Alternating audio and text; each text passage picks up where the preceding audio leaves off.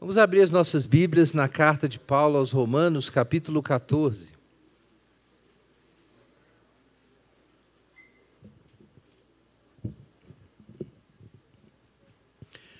Carta de Paulo aos Romanos, capítulo 14. A gente vai ler os versos 13 a 23 hoje. Portanto, não nos julguemos mais uns aos outros. Pelo contrário, tende como propósito não pôr pedra de tropeço ou obstáculo diante de vosso irmão. Eu sei, e estou certo no Senhor Jesus, que nada por si mesmo é ritualmente impuro, a não ser para quem assim o considera, para esse é impuro. Pois se teu irmão se entristece por causa de tua comida, não estás andando segundo o amor. Por causa de tua comida, não faças perecer aquele por quem Cristo morreu. Não deis motivo para que seja difamado o que considerais bom. Porque o reino de Deus não consiste em comer e beber, mas em justiça, paz e alegria no Espírito Santo. Pois quem serve a Cristo dessa forma é agradável a Deus e aceito pelos homens. Portanto, sigamos as coisas que servem para a paz e que contribuem para a edificação mútua. Não destruas a obra de Deus por causa de comida.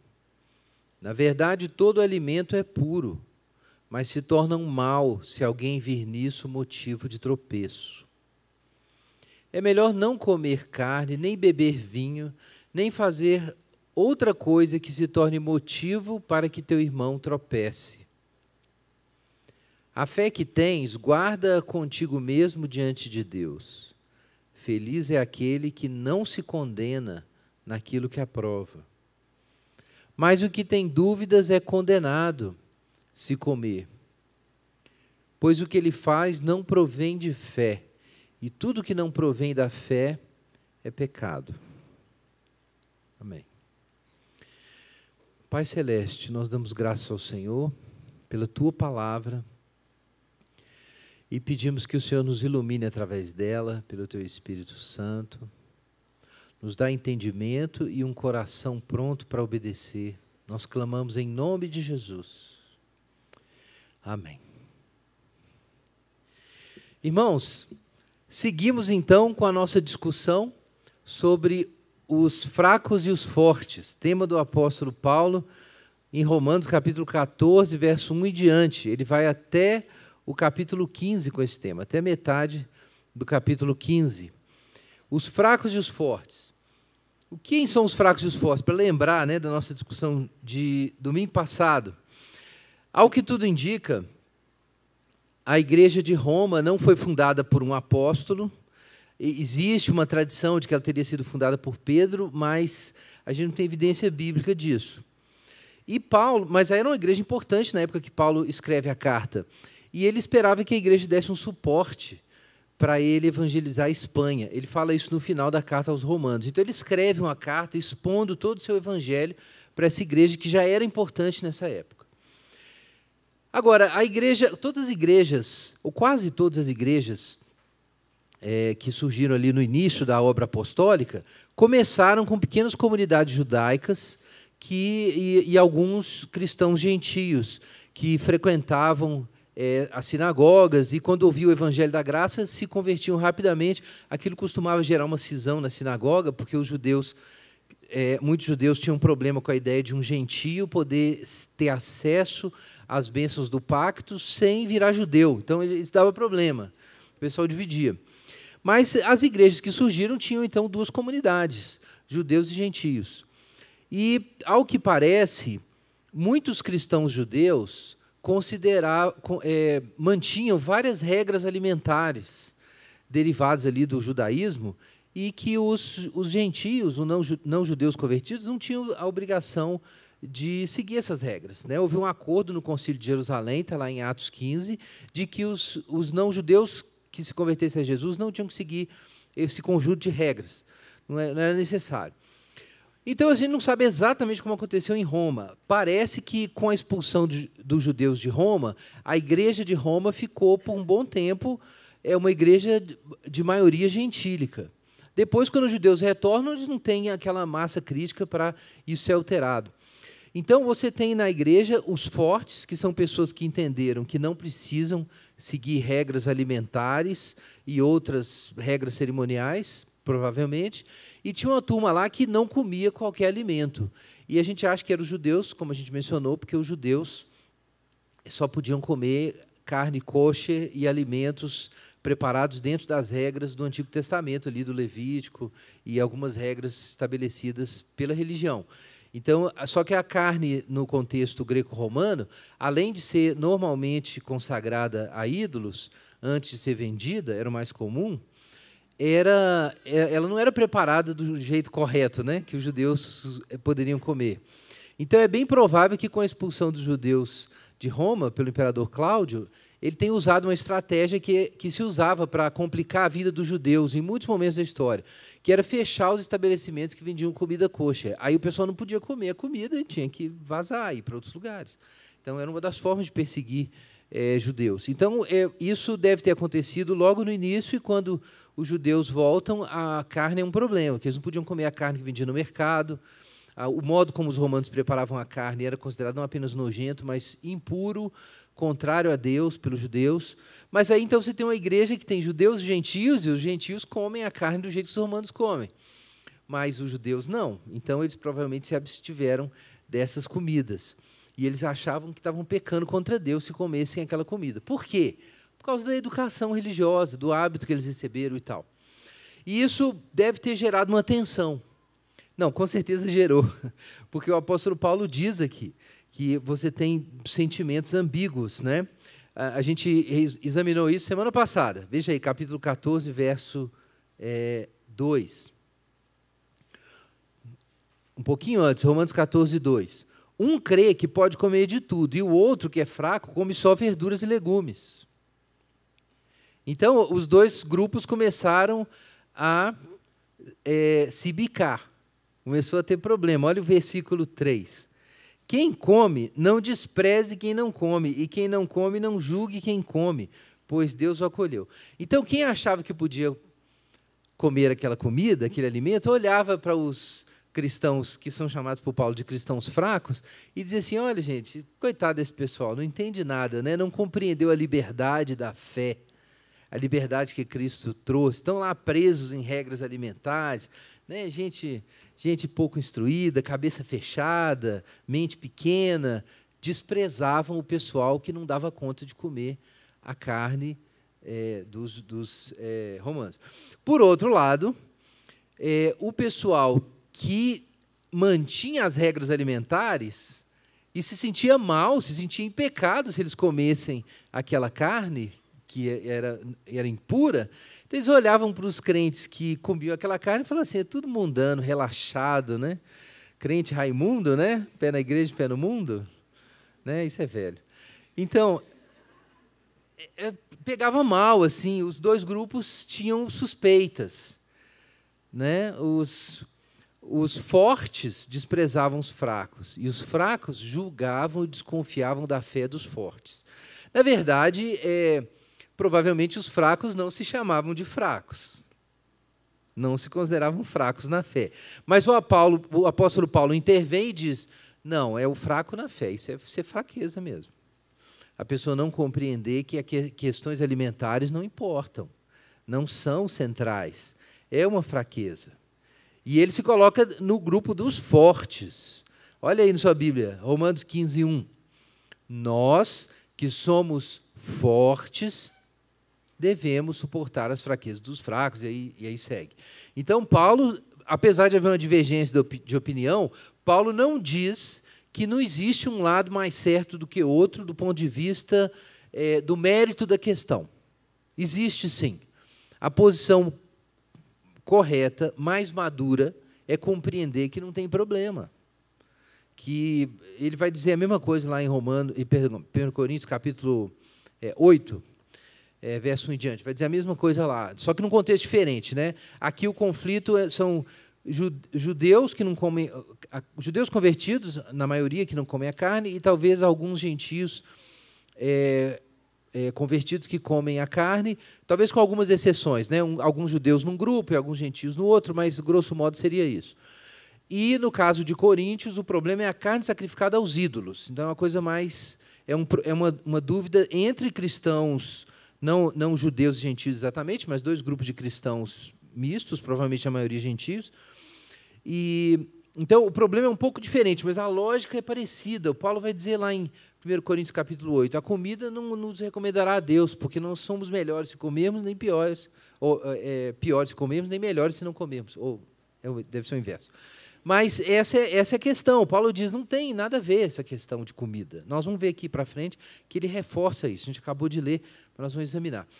Então, qual é o ponto do apóstolo Paulo? É que mesmo que os fortes estejam no mérito da questão corretos e a posição deles seja melhor, questões de consciência, de caminhada pessoal, e questões que são, como os reformadores disseram, adiáfora, ou seja, não são questões essenciais, são questões assim eletivas, secundárias, dependem do contexto. Então, o apóstolo Paulo diz, nessas questões, é muito importante respeitar a caminhada de cada um. Esse é o ponto do apóstolo Paulo. Então, o nosso tema, semana passada, foi esse, a soberania de Cristo na alma. A soberania de Cristo na alma. Ok, a nossa fé é uma fé só, mas isso não te dá a capacidade e nem o direito de fazer interferências na fé do outro. A gente pode conversar, pode debater, mas tem um momento que você precisa lembrar que o seu irmão não está no seu bolso, que ele tem uma relação dele com Deus. Existe algo comunitário, ninguém está negando isso. E até a ênfase de Paulo do verso 13 em diante. Existe o compartilhado, e o compartilhado é cuidado por todos. Então, se alguém está negando o compartilhado, negando que Jesus é o Senhor, nós vamos questionar o sujeito, porque aí ele está quebrando um laço que nos conecta. Mas não existe só o compartilhado, existe o pessoal também. Não existe só o coletivo, tem o singular e o individual. Então, nós temos coletivamente uma relação com Deus, mas cada um tem uma relação particular com Deus. Tem algo singular, algo seu. E aí Paulo enfatiza isso no trecho anterior que a gente leu, quando ele diz que cada um de nós dará conta de si mesmo a Deus. Por isso você não pode dominar a fé do outro, porque o outro tem uma área ali que é ele com Deus e ninguém vai entrar. Cada um dará conta de si mesmo a Deus. Então, viver em comunidade envolve também respeitar limites e deixar o outro ser o outro. Atenção, não é a mesma coisa que o individualismo moderno, que vai pensar a alteridade como absoluta, de modo que nós não temos algo coletivo, algo que nos reduza a uma unidade. Existe o coletivo também. Na visão bíblica, só se ler aqui, Paulo falou isso em Romanos, capítulo 12, por exemplo. Ó. Embora muitos, somos um só corpo de Cristo, e individualmente membros uns dos outros. Isso faz parte da ontologia social de Paulo. Nós somos individuais e coletivos. A tendência da cultura moderna é pensar só na individualidade. A cultura moderna ocidental. O indivíduo é que importa, eu sou totalmente diferente do outro, cada um tem uma identidade, ninguém pode questionar a identidade de ninguém. Aí vai para o outro lado, não é a visão bíblica. Mas tem também culturas altamente coletivistas, você não pode respirar, tudo é a massa. Mas na visão bíblica existe o individual e o coletivo, como Deus é um e três, uma trindade. Então, Paulo puxa para um lado agora, e ele puxa para o lado do individual, e fala assim, olha, para a gente viver em comunidade, você tem que respeitar o outro. Se você não deixar o outro ser o outro, vai desmanchar a comunidade. Então, nós temos coisas compartilhadas, mas temos coisas diferentes. Nós não somos redutíveis a uma coisa só. Então, ele vai dizer, por que julgas o teu irmão? Né? Cada um vai ser julgado diante de Deus. Ele chega a dizer o seguinte, no capítulo 14, verso 4, isso é muito legal. Quem és tu que julgas o servo alheio? É interessante isso. É irônico, mas a impressão que dá é que Paulo está dizendo o seguinte, você está pensando que você é o senhor do seu irmão? O seu irmão é o servo de outra pessoa, não é seu. Ele não está no seu bolso, é o servo alheio. Então você tem que dar um espaço para ele ser ele. Porque Jesus vai lidar com ele. Eu vou ler um trechinho aqui, muito interessante, das palestras sobre o calvinismo, do Abraham Kuyper, quando ele fala sobre a religião. Veja que interessante, falando sobre o impacto do protestantismo no Ocidente, um aspecto desse impacto. Se a exigência da religião é que cada coração humano deva dar glória a Deus, nenhum homem pode comparecer diante de Deus em nome de outro.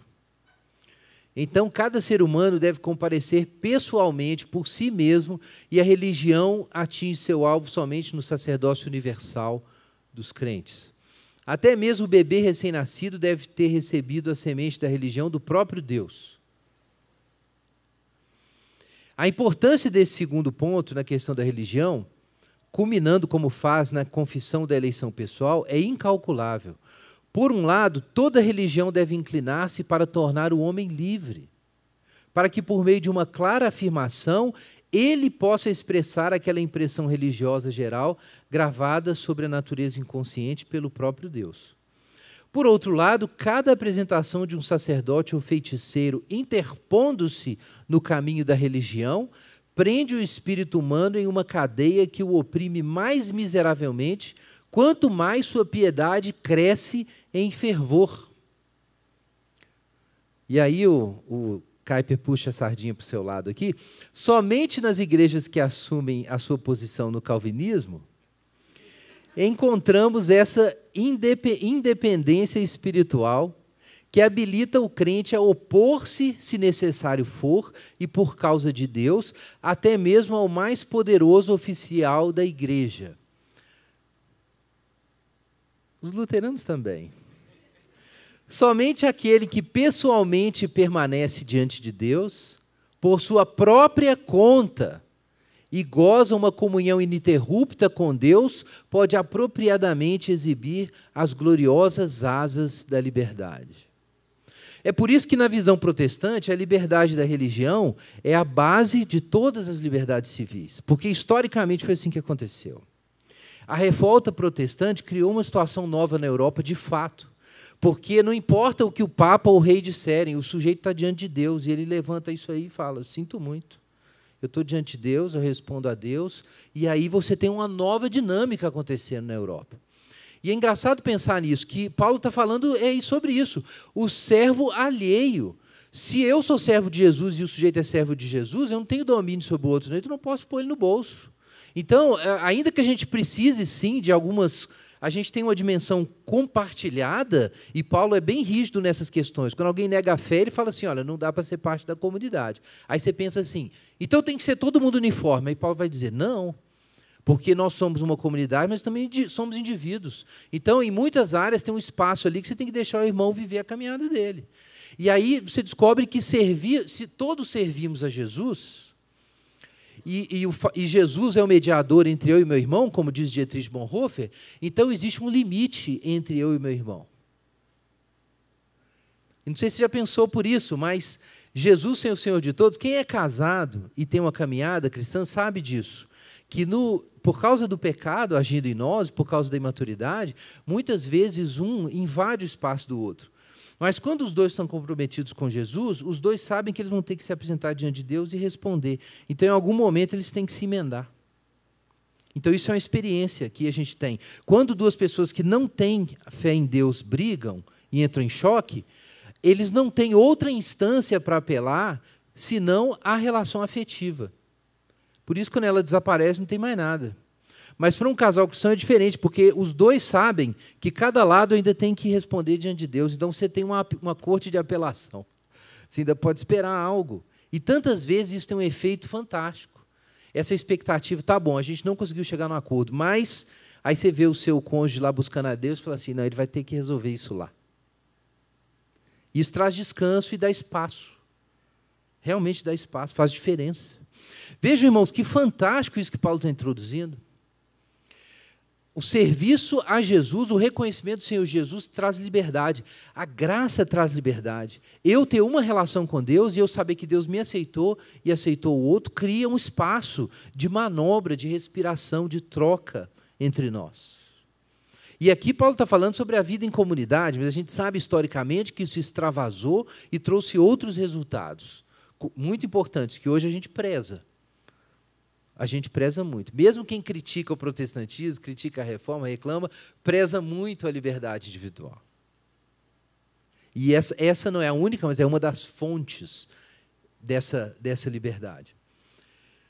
Então, irmãos, e agora, é claro, o que aconteceu no Ocidente é que esse discurso, isso aconteceu no Ocidente, ele pode ser extrapolado de uma forma destrutiva e virar só a afirmação da individualidade. Ok, então eu faço o que eu quero, eu faço o que eu gosto, eu sou um dos fortes, o sujeito ali tem uma consciência fraca, não entende que eu posso comer isso aqui, o problema dele. Toda vez que ele aparecer na roda, a gente vai zoar o cara, porque ele não devia ser assim. Então, de repente, você pode começar a pensar a sua liberdade individual de um modo que desconsidera o quê? Que nós somos um corpo. E aí vem a segunda parte do argumento de Paulo. Primeiro, Cristo é o soberano sobre a alma, sem dúvida. Mas, se nós estamos de fato servindo a Cristo e colocando o foco na direção certa, a gente vai lembrar do outro. Olha aí, verso 13. Portanto, Paulo está tirando inferências aqui do que ele acabou de ensinar. Portanto, não nos julguemos mais uns aos outros. Então, isso é o que se segue da soberania de Cristo na alma. Essa humildade de não julgar, essa compreensão de que a graça vai mais longe do que eu sou capaz de ir. Então, isso liberta o meu irmão, e se ele foi liberto e aceito, eu preciso aceitar o meu irmão. Então, não julgar significa, na prática das relações, a gente reconhecer a presença de Jesus. Qual é o argumento de Paulo no capítulo 12, quando ele fala sobre como a gente lida com os inimigos, com a injustiça que é feita contra nós? Ele diz assim: amados, não vos vingueis a vós mesmos, mas dai lugar à ira, pois está escrito, a vingança é minha, e eu retribuirei, diz o Senhor. O que isso significa? Que não se vingar exige fé em Deus. Porque se você não acreditar que existe um Deus justo que vai lidar com a situação, você não vai se aguentar de ansiedade e vai tentar fazer justiça com as próprias mãos. Então, o que Paulo diz é que a crença que Deus é o juiz altera positivamente, ou deveria alterar positivamente, o modo como a gente faz a gestão dos relacionamentos. Quer dizer, Deus está na equação, de fato, ou não está? Se Deus está na sua equação, então isso altera o resultado. Se existe um Deus que vai julgar aquilo, então você não tem que resolver. Você não tem que morrer desesperado com a sensação de injustiça se você crê que tem um Deus justo. Isso altera sua relação com aquilo. Não no sentido de que providências não serão tomadas, porque Romanos capítulo 13, verso 1 em diante, fala que existem instâncias para providências serem tomadas. Então, Paulo diz, não vos vingueis a vós mesmos. Mas depois ele diz no capítulo 13 que as autoridades são o vingador estabelecido por Deus. Então, não é que não existe uma estrutura para provisoriamente manifestar a justiça divina. Existem. Na igreja local existem também. Se você ler 1 Coríntios, você vai ver Paulo falar sobre isso. Mas você, pessoalmente, não pode permitir que a ansiedade que se origina da falta de fé corrompa os relacionamentos. Destrua coisas que precisam ser guardadas, cultivadas, protegidas. Até mesmo a relação, Paulo diz, com pessoas de fora, inimigos da fé, inimigos de Jesus e, por tabela, inimigos da igreja. Então, vejam que a fé altera a coisa. Mas Paulo não diz apenas o seguinte: dai lugar à ira, existe um Deus juiz. Ele diz outra coisa, ele diz o seguinte, que se Deus acolheu o meu irmão, está no capítulo 14, verso 3, então eu também tenho que acolher o meu irmão. Então vejam só, se você crê que existe um Deus que é o Salvador e o juiz, então quando alguém que está sob o julgamento de Deus falha com você, então Deus vai retribuir. Mas se alguém que está sob a graça falha com você, Deus também lidou com isso, porque Deus o acolheu em Jesus, o pecado dele já foi pago. Então, Paulo está tomando o evangelho de que Deus é o Salvador e o juiz, anunciado no Antigo Testamento, e trazendo para a vida e dizendo o seguinte: você crê que Jesus, que todos nós estávamos condenados? Sim. Você crê que Jesus é o Salvador e pagou seus pecados? Sim. Então, agora transforme isso numa relação social. Transforme isso no modo de relacionar com o outro. Então, eu não tenho que trazer vingança e eu não tenho que cobrar, não posso cobrar nada do meu irmão. No sentido último, eu não posso. Vejam que sério é isso aqui. A gente tem que pensar até mesmo nas reparações que Jesus e Paulo ensinam, que quando a gente falha uns com os outros, na comunidade, a gente tem que buscar reparação. Mas entenda que essa reparação não tem um sentido último, é uma reparação relacional. Porque no sentido jurídico ou judicial, o pecado que o seu irmão cometeu contra você, Jesus já levou. Ele já levou. É por isso que você já tem que perdoar, você não tem escolha. Você não pode cobrar isso de novo. Seus pecados foram perdoados, os dele foram também. Se você cobrar, Jesus não levou os pecados dele, mas ele não levou o seu também. Como é que faz? Então, crer em Jesus tem um desdobramento para as relações sociais. Tem que mudar o modo como a gente vê as coisas. Então, Paulo, disso tudo, ele conclui: não julguemos mais uns aos outros. Quer dizer, agora eu tenho que levar a sério que Jesus está no meio dos nossos relacionamentos. Ele é o nosso mediador. Jesus está entre mim e o meu irmão, então eu vou ter que trazer isso para o relacionamento. Ora, se não é mais o nosso trabalho julgar uns aos outros, né, arrancar todas as casquinhas, o que acontece? Capítulo 13. Tende como propósito não pôr pedra de tropeço ou obstáculo diante do vosso irmão. Ok, Jesus levou as coisas, resolveu os pecados, o que sobra para mim agora? Cultivar a fé do outro. Então, você tem que se voltar para o outro. Então, agora, Paulo vira o jogo, né? Primeiro ele diz, cada um vai dar conta de si mesmo a Deus. Capítulo 14, verso 12. Cada um dará conta de si mesmo a Deus. Cuide da sua vida. Aí você saiu feliz aqui domingo, né? Foi à noite que eu disse isso. Eu não disse de manhã. Paulo, em outras palavras, está dizendo, cuida da sua vida, que é você com Deus, seu irmão com Deus. Aí você pensa assim, não, então eu vou virar um desigrejado, né? É eu com Jesus. Uma vez eu fui chamar a atenção de uma irmã que tinha sumido da igreja, isso tem 25 anos. E eu já fazia isso há 25 anos. Aí ela respondeu assim, eu não estava sozinha, porque eu tenho o Pai, o Filho e o Espírito Santo. Amém, que eu ia dizer, né? É verdade. Então você pode virar assim, não, eu com Deus cuido da minha vida, verso 12, né? Mas lê o 13 aí. Olha o que está falando no 13. Tende como propósito não pôr pedra de tropeço ou obstáculo diante de vosso irmão. Então, você não pode pensar só em você, não, você tem que pensar no outro. Paulo está dizendo, existe o você e existe o todos. Quando o pessoal puxa muito para o lado do todos, Paulo puxa para o lado do você. Quando o povo puxa demais para o lado individual, né, do você, então Paulo puxa para o outro lado, para o lado do todos, né? Então, existe o coletivo. Reconhecer a mediação de Cristo aumenta a liberdade, mas também estabelece um propósito. Paulo fala aqui sobre isso na metade do versículo. Tende como propósito não pôr pedra de tropeço ou obstáculo diante do vosso irmão. Então, irmãos, propósito. Existe um foco. Existe um objetivo nessa caminhada coletiva. E você não pode, em nome da sua autonomia individual, em nome da sua autoconsciência, se esquecer de que nós estamos numa jornada comum, que nós estamos imitando a Jesus e que isso tem que ser reproduzido nas relações. Agora, Paulo está tão preocupado em deixar claro que ele não está mudando as regras do jogo e que a posição correta é a posição dos fortes, que no verso seguinte, no 14, ele meio que parenteticamente retoma isso. Olha aí na sua Bíblia. Eu sei, estou certo no Senhor Jesus, que nada por si mesmo é ritualmente impuro, a não ser para quem assim o considera. Para esse é impuro. O verso 15 se conecta claramente com o 13. Então, Paulo está dando um reforço especial nesse ponto. Eu não estou dizendo, quando eu digo que você não pode pôr tropeço na frente do seu irmão, que é pecado comer a carne como os romanos comem, porque não é. Porque não é impuro, na verdade, não é isso que eu estou dizendo. Eu não estou desdizendo as afirmações sobre a liberdade cristã que eu tenho feito ao longo do livro.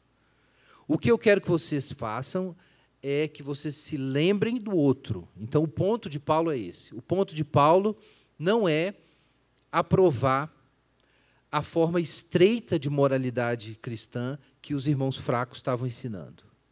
O ponto do apóstolo Paulo é que você tem que se lembrar do seu irmão quando você exercita a sua liberdade. Né? Então, ele diz isso. Eu tenho certeza no Senhor Jesus que nada por si mesmo é ritualmente impuro. Abra sua Bíblia em Marcos, capítulo 7. Tem vários trechos que comunicam isso, mas esse é suficiente. Evangelho de Marcos, capítulo 7, verso 19. Vamos ler do 18 em diante.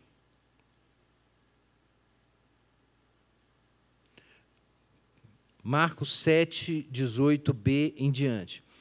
Não compreendeis que tudo que entra de fora do homem não pode torná-lo impuro? Porque não entra no seu coração, mas no estômago, e depois é expelido. Assim, Jesus declarou puros todos os alimentos. Caso encerrado. Caso encerrado. O pessoal demorou um pouco para entender. Você vai ver lá, Pedro não queria sentar com os gentios para comer com os gentios, e aí teve aquela experiência, né, logo depois do Pentecostes, com Cornélio, em que Deus não apenas... enfim, ele teve uma visão, né, do lençol com os animais, e Deus falou, mata e come. Aí ele falou, de modo nenhum, Senhor, porque nunca entrou coisa impura, comum na minha boca. E aí a resposta de Deus é, não tornes impuro aquilo que Deus purificou. E aí ele entende, claro, que na verdade Deus estava recebendo os gentios. Mas é interessante que a imagem que Deus usa na visão é dos alimentos, porque os alimentos eram o símbolo mais imediato na experiência religiosa judaica. Essa questão de alimentos comuns ou impuros era a metáfora concreta, assim, a coisa mais imediata, para comunicar para eles o conceito de que Deus é santo e que você não pode se apresentar diante de Deus impuro. Então, era a pedagogia que Deus usou com Israel. Era a pedagogia que Deus usou com o seu povo. Então, Paulo está repetindo aqui um ensino que não era só dele, na verdade. A igreja foi, aos poucos, compreendendo isso, que aquelas regras cerimoniais, aquele conceito materializado de puro e impuro, ele estava sendo superado. A ideia da santidade de Deus ia muito além dessa questão de alimentos. Então, essas coisas são superadas. Depois ele fala sobre isso em Colossenses, por exemplo. A carta aos Hebreus também ensina bastante sobre isso. Então, não existe esse problema. Estou certo no Senhor que nada em si mesmo é impuro. O problema está onde? Final do versículo 14. Na cabeça da pessoa. Se para a pessoa aquilo é impuro, vejam que importante isso. Se para a pessoa aquilo é impuro, quando ela viola essa crença e come daquele alimento, ela estabeleceu uma contradição dentro dela. É verdade que Deus, a concepção de Deus, de bem que Deus tem, se a gente pode dizer assim, é infinitamente superior e mais perfeito do que a nossa. Mas parece que Deus se acomoda ao lugar onde nós estamos. Então, conta para Deus se você tem uma ideia inadequada, mas é a ideia que você tem, e você viola isso. Isso conta para Deus. Não é interessante? Pensa quando uma criança faz um desenho todo garranchado. Mas, assim, ela usou o máximo da arte, da capacidade que ela tinha e fez aquele desenho e te deu aquele desenho. Então, você não compara aquilo com um pintor profissional, com um desenhista profissional. Você não faz essa comparação. Você se acomoda às limitações da criança e você considera a relação que foi estabelecida ali. O que é surpreendente é imaginar que Deus faça assim também em relação às nossas crenças, e isso é surpreendente. Você pode pensar assim, se eu não tiver as crenças perfeitas, exatas, eu estou excluído da presença de Deus. Parece que não.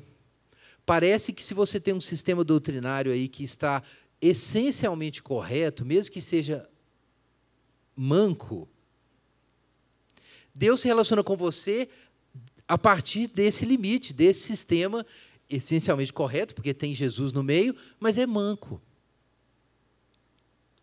E Paulo vai dizer em outros momentos que se o sujeito tem comunhão com Deus e sabe que Deus o conhece, isso conta mais diante de Deus do que o sujeito que está cheio de conhecimento, mas não tem amor. Isso está lá em Romanos capítulo 8. A ciência incha, mas o amor edifica. Eu não estou dizendo, irmãos, que doutrina correta e teologia não é importante. Eu seria a última pessoa a dizer isso aqui na igreja. Não estou dizendo isso.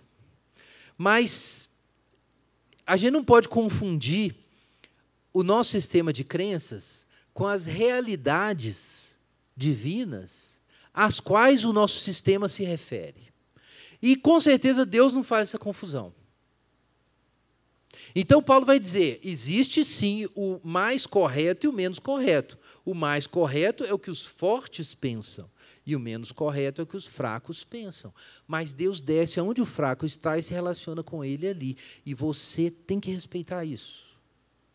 Esse é o ponto do apóstolo Paulo. Você precisa construir a partir do lugar onde a pessoa está, é o que diz o apóstolo Paulo. Então, por isso que é necessário respeitar o outro. Então, se o outro é levado a uma contradição interna, a violar a compreensão moral e a consciência dele, isso vai produzir um problema muito mais grave. Há um problema de saúde em ter uma fé fraca? Sim, mas isso é melhor do que não ter nenhuma. E se o sujeito viola o que ele acredita e entra em uma contradição interior, a fé dele pode ser destruída. Então, ele diz no versículo 15, então aqui isso explica o que está no versículo 13. Se o teu irmão se entristece por causa da tua comida, não estás andando segundo o amor. Por causa da tua comida, não faças perecer aquele por quem Cristo morreu. Então, gente, existe um propósito que se sobrepõe, é o propósito que está no versículo 15. O propósito é não pôr pedra de tropeço, o obstáculo na caminhada do irmão com Deus. O propósito, diz o versículo 15, é andar segundo o amor. Isso está no centro do verso. Se o seu irmão se entristece, o que é se entristecer aqui? Atenção, tá? Não é simplesmente você, sei lá, isso já aconteceu comigo várias vezes. Eu quebrei o óculos, entrei na igreja sem óculos, e aí eu não cumprimentei alguns irmãos. Eu já sou meio distraído, porque eu estava sem o óculos, e aí as pessoas ficaram tristes comigo. Paulo não está falando disso. Paulo não está falando da pessoa que ficou triste porque você não convidou ela para o seu aniversário. Eu fiz aniversário essa semana, só para constar. Mas não teve festa ainda. Não, a pessoa não te convidou para o aniversário, ou não convidou o seu irmão, ficou triste. Aí o sujeito pega esse versículo e aplica numa situação que não tem nada a ver. Não é disso que o texto está falando. Tá? Se entristecer aqui, o contexto é claro. Ele fala sobre, final do verso 15, o sujeito perecer. Ele fala sobre isso. Ele fala, no versículo 20, sobre a obra de Deus ser destruída. Ele fala no verso 21 sobre o irmão tropeçar. Então, aqui, entristecer aqui, é uma das formas de colocar um outro problema, que é o sujeito se esvaziar espiritualmente e entrar em colapso. Por quê? Não é simplesmente porque você, sei lá, não agradou o sujeito num caso específico. Se trata do sujeito ser induzido ao pecado. Se trata do sujeito ser alienado de Deus, dele parar na caminhada cristã. Então, é uma outra questão que está em jogo aqui. Tá? E, no caso, a gente está falando, Paulo é bem específico, sobre uma pessoa ser induzida a ter uma prática que ela não pode ter, porque a consciência dela não permite. Então, na verdade, esse é o problema, mas isso é muito comum, na verdade. Tem várias situações em que isso acontece diferente da questão só dos alimentos, mas é a referência que a gente tem para começar a pensar isso. Então, se trata de fazer o sujeito perecer por causa da comida. A ideia é você pensar do seguinte, olha, eu tenho a minha liberdade cristã e eu não quero saber os efeitos que isso terá no outro. Então, irmãos, isso é desafiador. especialmente na nossa cultura pro-choice, né? É difícil. É você pensar no seguinte: não, eu tenho que considerar os efeitos que isso vai ter na comunidade cristã. Eu não posso pensar só em mim, só em afirmar a minha liberdade, porque eu preciso andar segundo o amor. Eu fui salvo para andar segundo o amor. Olha lá, capítulo 12, Paulo já tinha dito isso. O amor seja sem fingimento.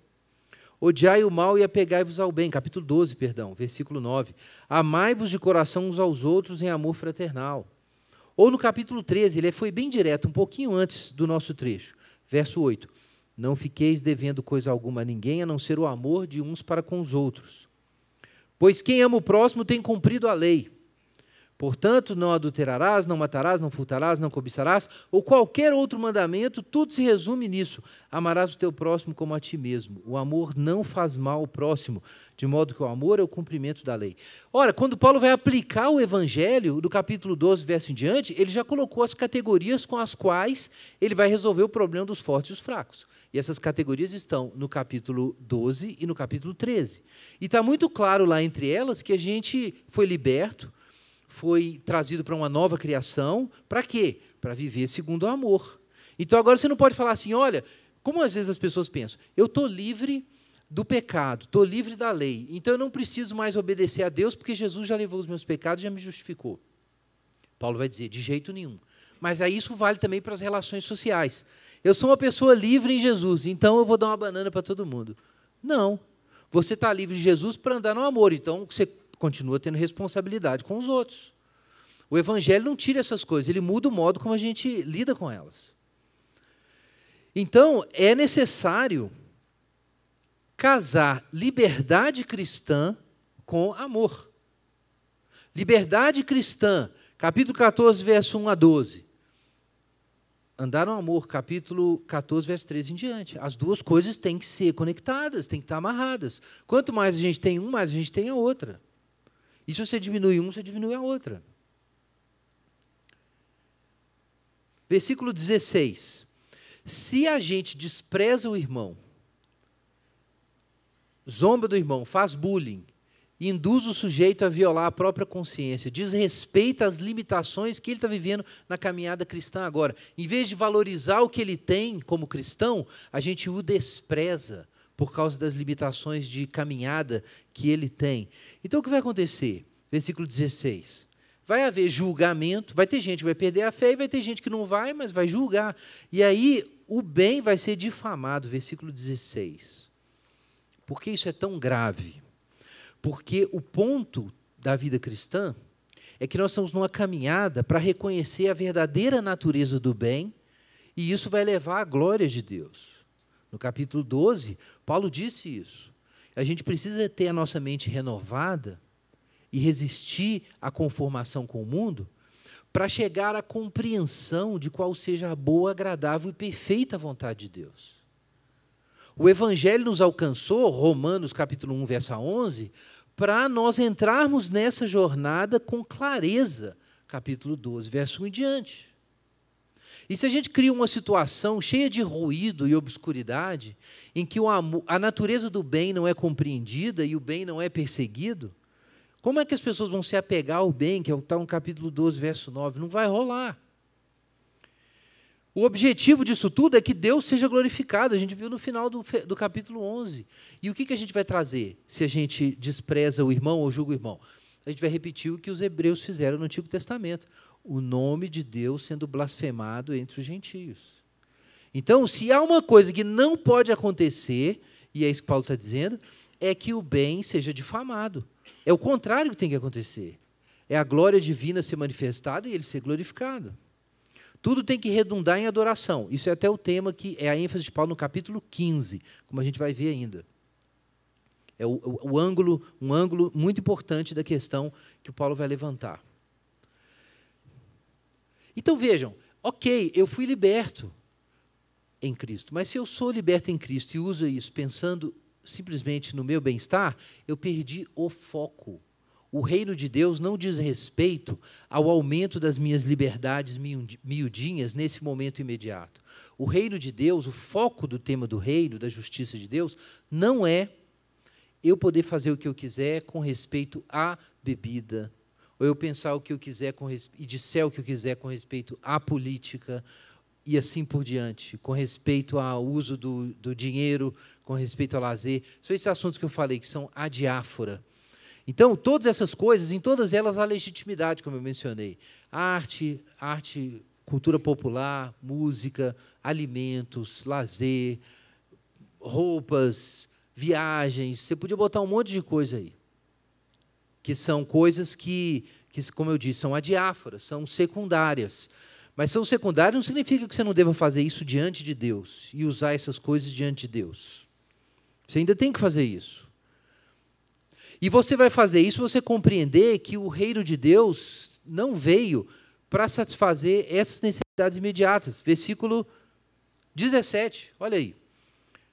O reino de Deus não consiste em comer e beber, mas em justiça, paz e alegria no Espírito Santo. Vejam, irmãos, o cristianismo traz liberdade. Mas é possível você se esquecer de Deus enquanto desfruta dessas liberdades. E, de repente, você pode entrar numa discussão tão intensa e obcecada por miudezas da vida temporal que você se esquece das coisas essenciais, como os fariseus, que davam o dízimo da erva, do cominho, e esqueciam os mandamentos mais importantes da lei. É possível, irmãos, a gente fazer isso. De repente, a gente descobriu, os fortes descobriram as liberdades políticas que a fé cristã, que tem ressonância com a fé cristã, ou que elas recomendam, ou as orientações que a revelação cristã e a história cristã nos trazem sobre como viver na vida pública. Ok, então a gente começa a debater esse assunto. E aí tem os fortes e os fracos. Sei lá, né, quem são os fortes e os fracos nessa discussão. Mas talvez tenha, né, num certo contexto, quem tem uma compreensão mais clara do que é essa presença cristã nessa área, como acontece com a carne, e o outro tem uma compreensão mais limitada. Suponhamos que isso aconteça, tá? Hipoteticamente. E a gente começa a debater esses negócios, discutir, e aí a gente pensa assim, olha, quer saber? O que importa é eu fazer o que eu penso, é a liberdade cristã, esse bando de crente tapado aí está enchendo o saco, e aí começa a dar aqueles conflitos que todos conhecem, quando não se envolveram, né? Já.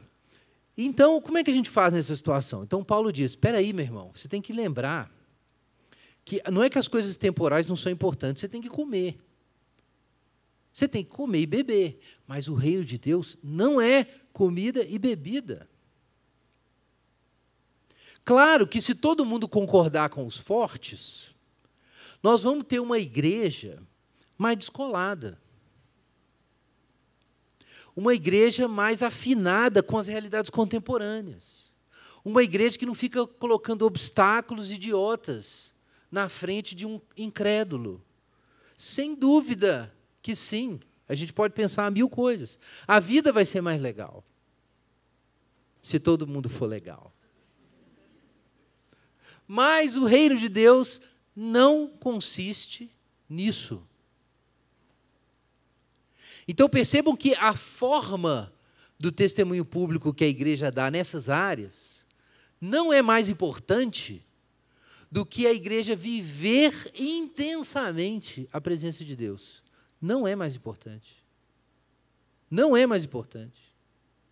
O meu irmão pode ter a cabeça desse tamanho, mas se a gente pode orar junto e o Espírito Santo se manifesta, isso é mais importante do que a gente ter um acordo sobre a presença cristã na política, por exemplo. Não estou dizendo que isso não é importante. Mas Paulo claramente vincula o reino de Deus aqui com resultados da obra sobrenatural do Espírito Santo em nós. É claro que isso vai alterar o jeito que você lida com comida e bebida. Por quê? Porque Paulo diz que tudo que nós fizermos tem que ser feito para a glória de Deus. Ele também diz que tudo deve ser feito em nome de Jesus. Então, a comida e bebida é um lugar, sim, de mostrar a comunhão com Deus, mas não é a fonte dela. O sexo é um lugar para mostrar a comunhão com Deus, mas não é, o reino de Deus não é isso. A arte é um lugar para a gente mostrar a glória de Deus? Sim, mas o reino de Deus não é isso. O reino de Deus é justiça, paz e alegria do Espírito Santo. Hoje de manhã a gente leu lá no Labri um trecho das cartas a Malcolm, do C.S. Lewis, a carta 17, e ele termina dizendo o seguinte: a alegria é um assunto levado a sério no céu. É muito importante compreender isso. A qualidade da comunhão com Deus e do caráter cristão é o mais importante, são as coisas eternas. E Paulo está puxando para isso, então. A gente está renovando a nossa mente. Capítulo 12, verso 2. A gente não está se conformando com o mundo, a gente está renovando a nossa mente para compreender qual seja a boa, agradável e perfeita vontade de Deus. E Paulo está dizendo agora, a boa, agradável e perfeita vontade de Deus é colocar as coisas mais importantes em primeiro lugar e entender que algumas coisas são secundárias. E a gente não está com a mente renovada se a gente está guerreando entre nós por causa de coisas que são absolutamente secundárias. Então, renovar a mente é isso, é você ter uma outra lógica. Isso que Paulo está dizendo, ok, Cristo veio para te libertar, você é soberano, ou Cristo é soberano sobre você, e significa que existe uma soberania da sua consciência, maravilha, fantástico, mas existe a comunidade, existe o amor, existe o bem, e você precisa viver isso. Verso 18, quem serve a Cristo dessa forma é agradável a Deus e aceito pelos homens.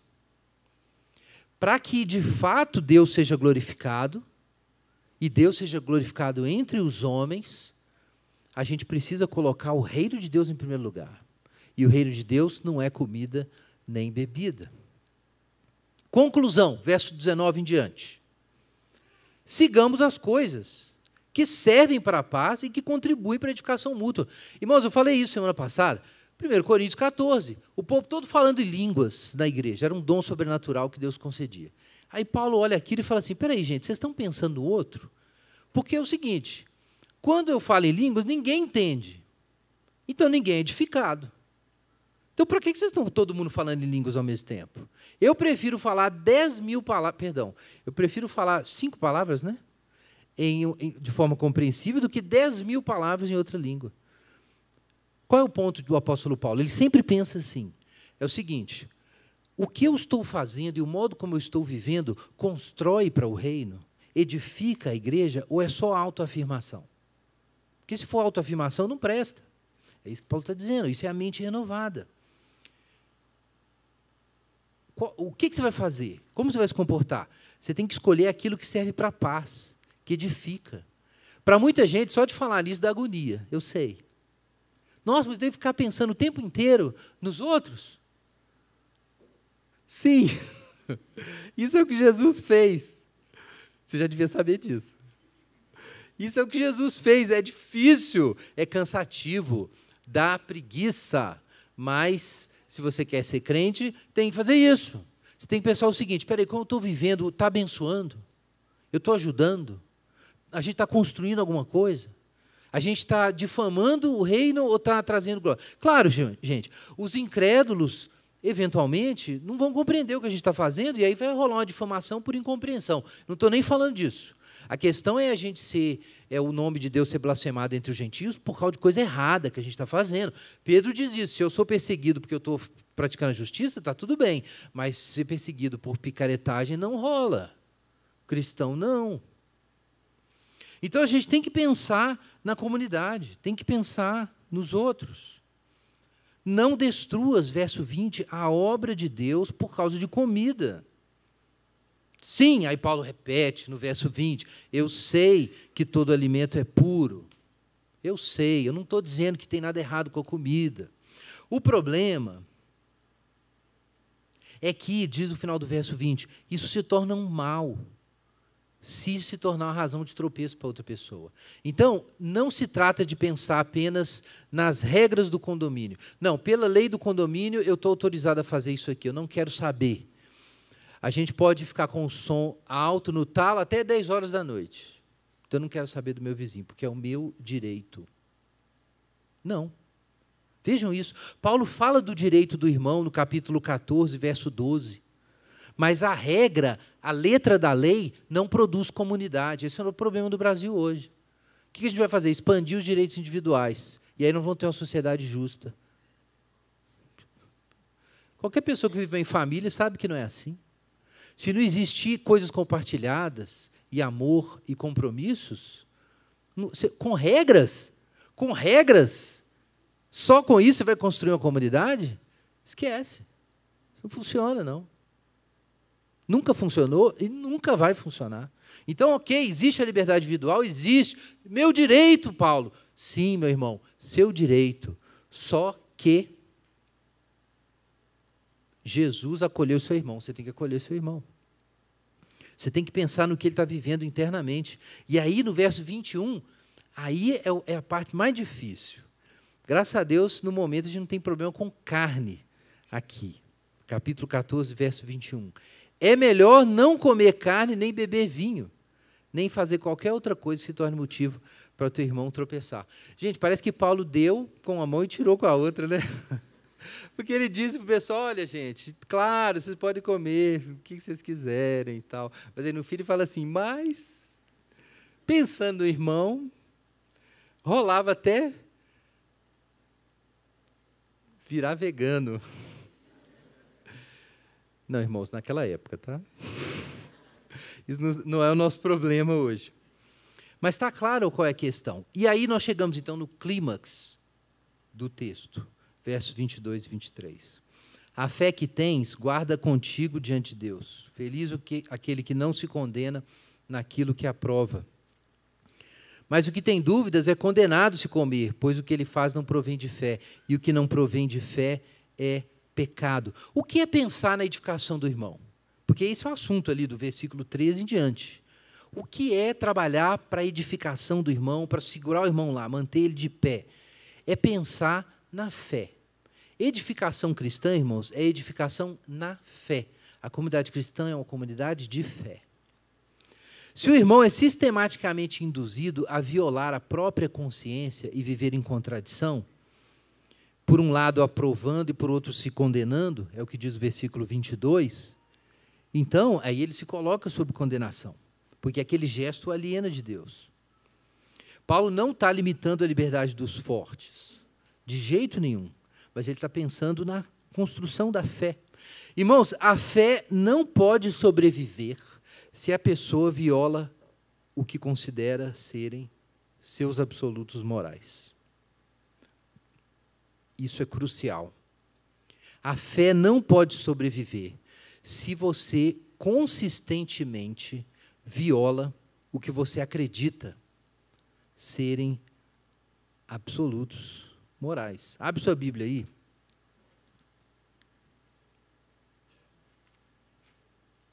Em 1 Timóteo, capítulo 1.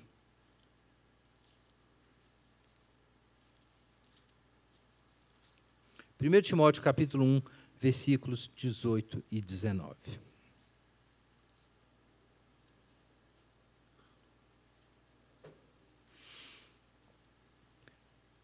Dirijo essa orientação a ti, meu filho Timóteo, levando em consideração as profecias, o que as profecias anunciaram a teu respeito. Com base nelas, trava o bom combate, conservando, atenção, a fé e uma boa consciência. Pois alguns, vindo a rejeitá-la, naufragaram na fé. Irmãos, existe uma lógica aqui, uma psicologia da vida espiritual, se você quiser. Para que a fé seja preservada, você tem que manter a consistência na consciência. A consciência tem que ser pura. Se você começar a violar sua consciência sistematicamente, a sua fé vai afundar. Se você viola a sua consciência, você naufraga na fé. Então, Paulo diz, tudo que não provém de fé é pecado, porque o que você faz na presença de Deus, em fé, alimenta, preserva, intensifica a sua relação com Deus. Comer pode ser um lugar de encontrar Deus.